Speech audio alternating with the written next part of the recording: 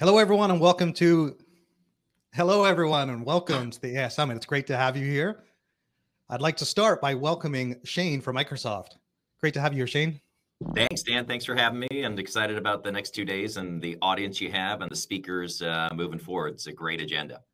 I really appreciate that, Shane. But the first thing I have to ask you is what you thought about that AI-generated opening video that we used OpenAI's new Sora tool to create. It was pretty realistic, right? Yeah, it's mind blowing. It's whether it's Codex or DALL-E. Now there's Sora. I mean, it's amazing what these AI agents can theoretically develop. Indeed, especially, I mean, creating Zach and Catherine's characters was a little difficult. Zach's in particular, but just for those listening, I'm going to share the prompts that I created that character with later today, so you can create your own Zach character for tomorrow's session. But you'll also have to wait. We call those embodied agents. They're so lifelike. The avatars are so lifelike. Well, I hope everyone enjoyed that. I'm thrilled that you're all here, and it's a terrific opportunity to start the conference talking about technology and to have Shane from Microsoft. I thought I'd share a few stats to set the stage, and then I'm going to hand it over to Shane to walk through what's happened in our space, both with technology and travel as it relates to AI. But I think the important context for everyone that is joining this globally, that loves the travel industry like we do, and even Shane is part of the World Travel and Tourism Commission, WTTC stats highlight that the travel industry is the third largest industry in the world after chemicals and fuel. So by far our favorite. It represents about 7 or 8% of global domestic product, which is roughly about $10 trillion a year, just to give you an idea. In some countries, it can be 20% of their economy. And the reality is, for all of us in this space, that 1 out of 10 people in the world works in travel and tourism. And leading up to the pandemic, it was 1 out of 5 new jobs created. So this is a terrific industry to be a part of. And it's also a terrific industry to be a part of now as the business comes back. And one of the exciting stats that was recently released is that travel is expected to grow from 10 trillion to 15 trillion a year in the next 10 years. So that's the travel space. Now, Microsoft and AI. Microsoft is the world's largest company, not just technology company, world's largest company by market cap at nearly $3 trillion, depending on the day. OpenAI, which of course they have a partnership with, is already set to generate $2 billion in revenue this year. Their current run rate is $160 million a month, and they expect to more than double that next year to $4 to $5 billion. One of the companies that you may have heard of in the past year is a company called NVIDIA, based in Taiwan, that makes the AI chips that's powering so much of the compute in this space.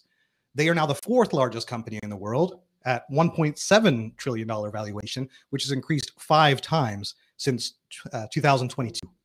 So that gives you an idea of the travel industry and where we're at with AI and technology. So what I thought would be a great way to start is to have Shane walk us through the AI journey so far. Over to you, Shane. Great. Let me just share my screen.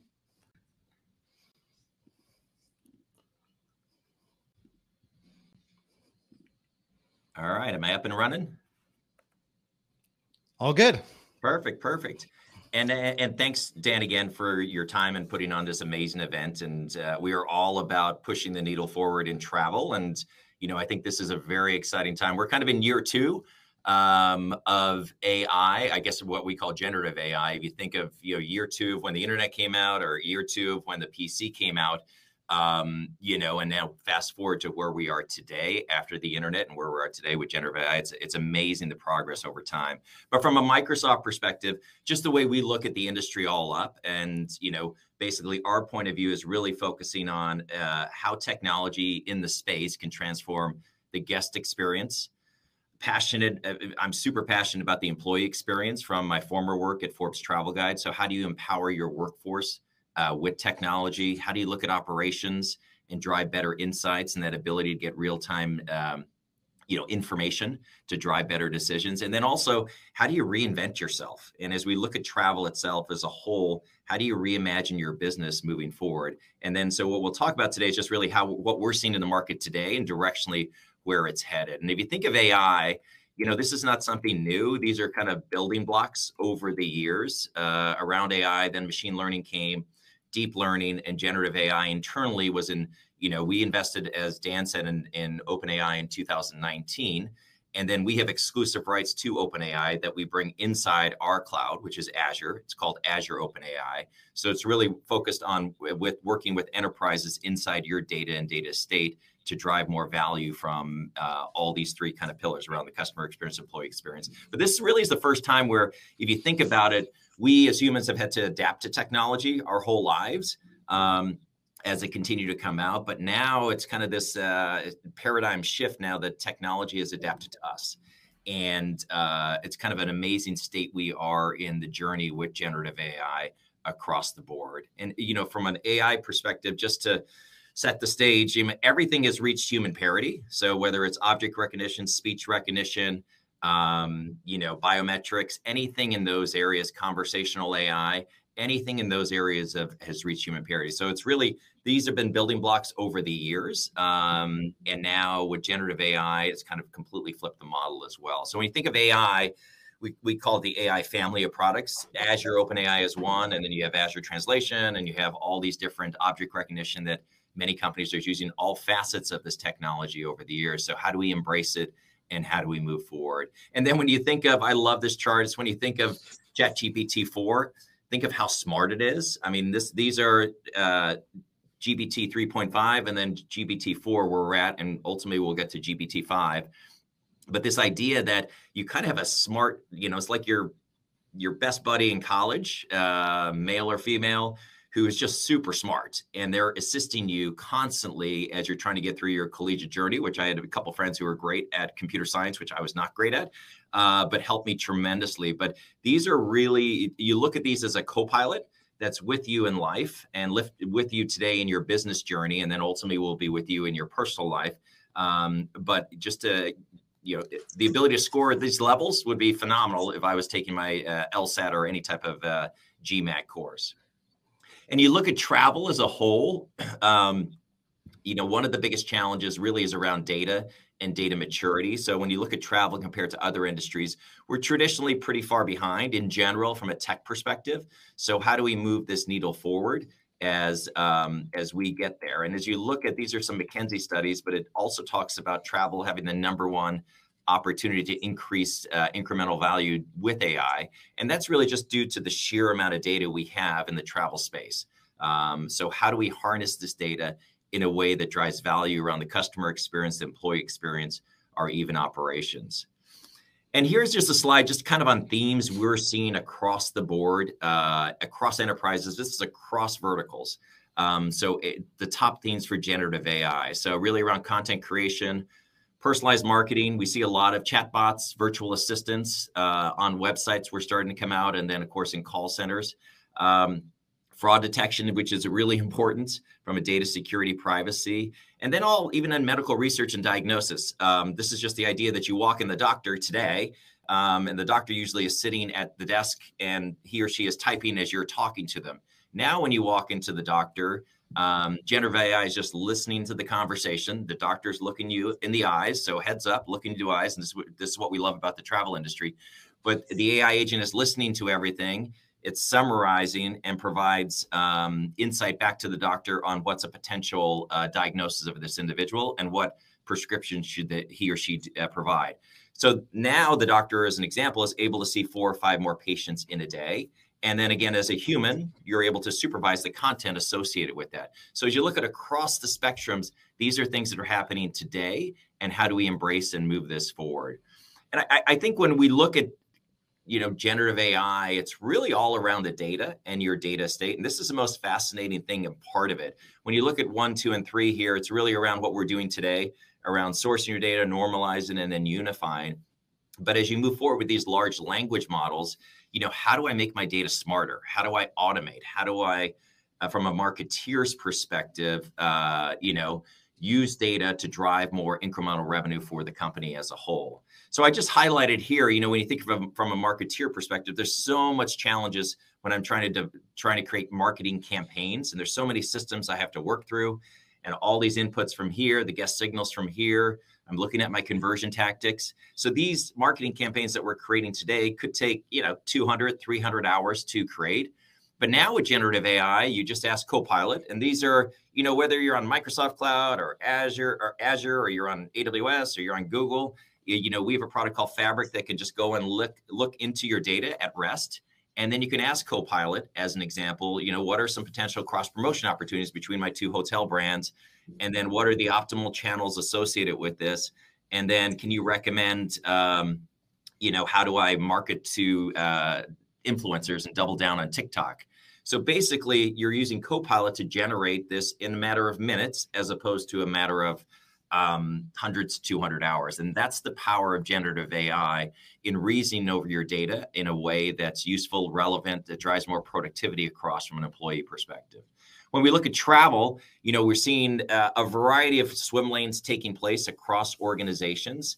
Some of the key areas of focus originally have been more internal. So how do I do employee sentiment, consumer sentiment? How do I provide support maybe in the call center area? And then also swim lanes around how do I drive more travel inspiration and travel planning? And really at the top of the funnel, how do I provide more personalized insight to that consumer so they make a booking, on my platform quicker, better, stronger, faster? And then in reputation management and on the employee sentiment side, as an example, I can listen to my employee chatter. Let's say there's an airline flight. I know the chatter going on of everyone above the wing and below the wing. And then I could, using generative AI and ChatGPT, I can find the employee sentiment and say, hey, based on the chatter, looks like this flight's going to be delayed. There's a 90% probability this flight's going to be delayed, as opposed to a mechanical, it's just from the chatter. And then I can send that information back to the NOC or the SOC, and we're giving them 10 or 15 more minutes in a day back to decide what to do with that flight and all the upcoming segments associated with it. So when we talk about customer experience, employee experience, these are all areas that our companies are working on across the travel spectrum with AI, with generative AI. And so when you say customer experience here, you can flip the model to employee experience, but it's how do I access data quickly that's relevant to the conversation I'm having with this employee? So when you look down this path here with using generative AI, this concept of knowing me. So, we talk a lot about the golden record in travel, and this idea of having all these data silos of customer information. So how do you lift all that? How do you stitch it together using AI to drive a more holistic view of that consumer? And now with cookies going away, first-party data is far more important now. So how do I enrich that with other information? And then as the consumer is moving through the journey, how do we support them? Either through chatbots, both on the website and or from a call center perspective, how are they engaging in the call center? And how can I give my call center agent instant access to data about that individual? And if there's a complex customer service issue, how do I move that from one agent to the other? Or if someone's sending an email in, as an example about an issue that they have, how does ChatGPT read that email and can respond or route it to the right person, saving an enormous amount of time across the board? And then as I move through my journey, how does it guide me through my journey? How does it nurture my relationship across omni-channel, whether it's either voice, text, or on the web?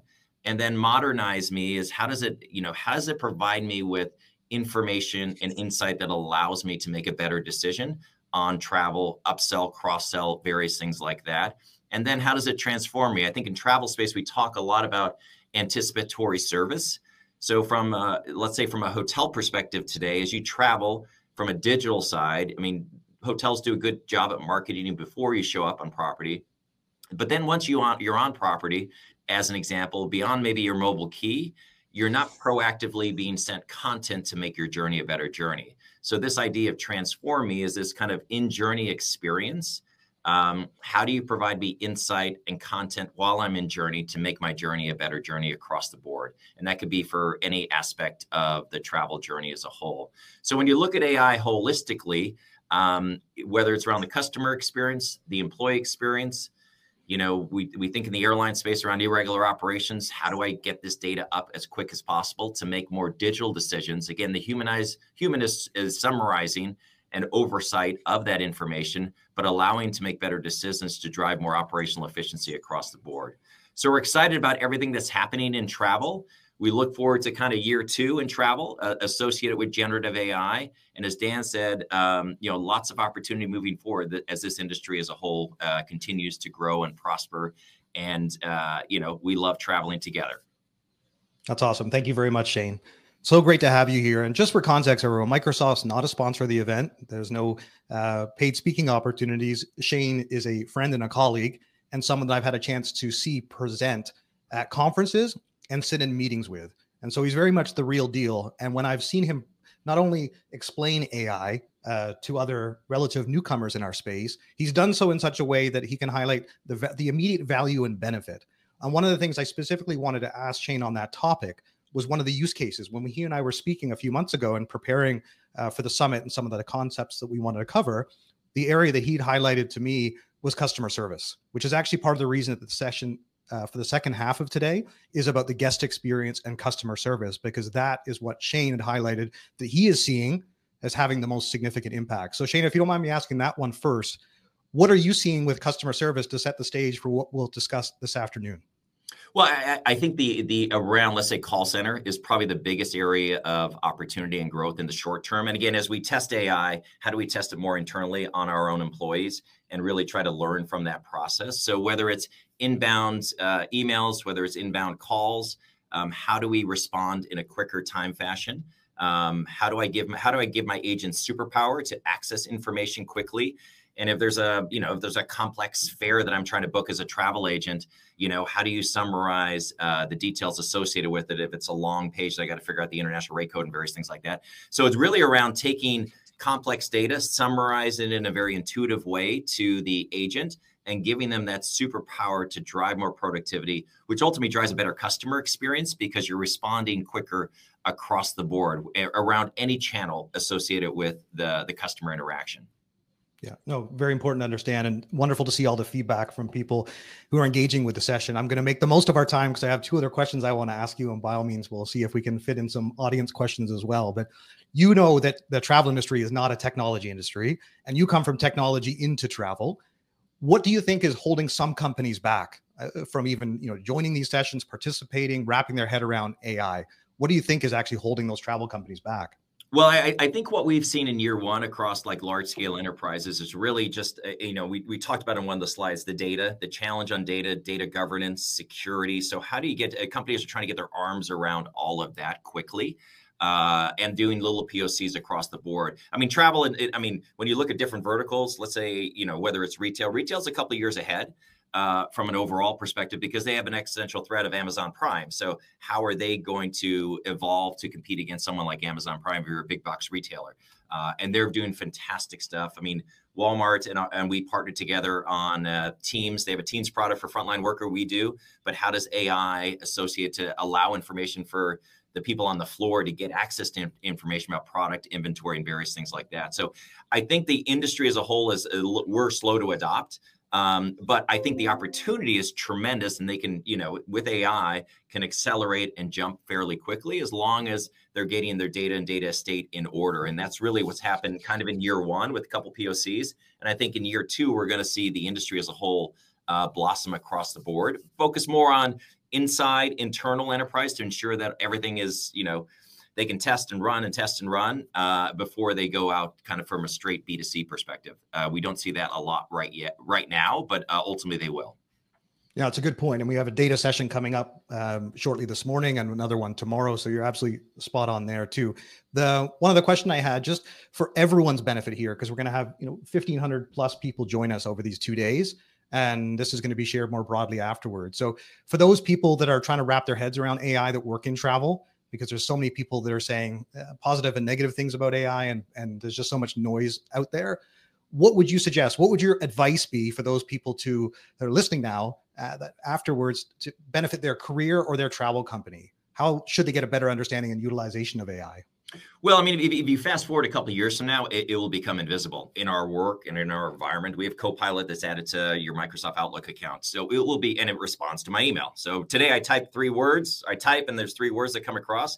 Now Copilot will respond to my entire email. And then I just and it's learning about how I respond. And then it's just providing insight, and it can go into my inventory system, into my Salesforce, grab the data and go. So over time, it will become invisible. But here on the front end of the journey at Microsoft, we say, hey, don't be know-it-all, be it a learn-it-all. And this kind of have this growth mindset of, fail fast, move forward quickly. But I think every company should be trying to utilize different aspects of whatever makes sense for your business. Copilot or other AI functionalities. And I think the copilots that we're adding are just across the board on our products and services. And if I'm a general manager of a hotel, we're trying to democratize data. So if I'm a general manager of a hotel, I'm not really a revenue manager. I'd like just to say, hey, I'm looking at my screen using my straight language models, and I'm just saying, hey, what's my ADR this year to last year against my competitive set? I could just ask the question and it will come back up. So it's this idea of embracing it, having more of a growth mindset, and see how it can transform your business across the board.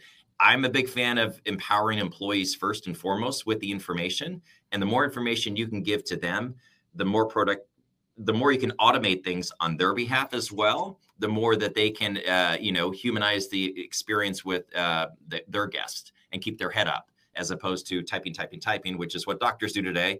And now we've just changed the paradigm associated with that, which drives a more personalized, more emotional experience, I think, with the consumer, which is what they want. They want an emotional experience with your brand and with your people moving forward to drive, the best value and the best experience in travel, this is what we're all about. No, I completely agree, Shane. And thank you for that. We did have quite a few Q&A questions start to come in, but we'll make sure that we answer those afterwards. Shane will hang around and make sure that we're able to answer your questions, but we do have to move on to the next session. But thank you so much, Shane, for this. Thanks, Dan. Super valuable. We'll see you again soon. See you. Thanks, everyone.